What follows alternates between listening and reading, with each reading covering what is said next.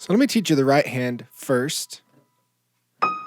D sharp, E, B. And you can play that with the ring finger, pinky, pointer. And then you'll jump down to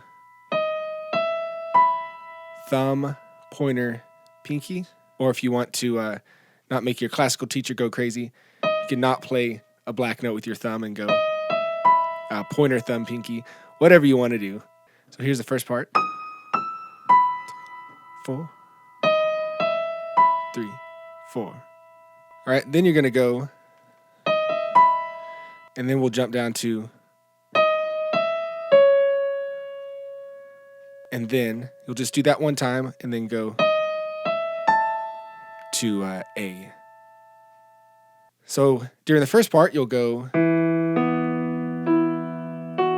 so E, B, E, F sharp. So that happens twice during your first part you play in the right hand.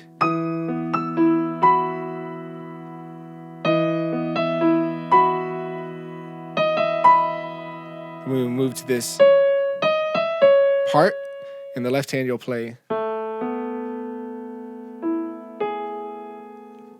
I know it feels a little weird. You'll do that the first time, and then the second time you'll go A, B, E, F sharp.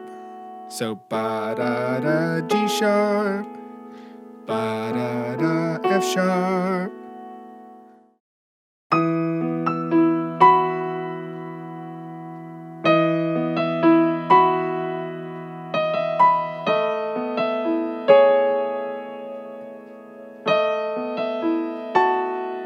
I kept this video short and sweet so that you go back and watch it and perfect each part. So that's what you need to do. Also, you can check out cheat sheets in the link below. It's a free PDF.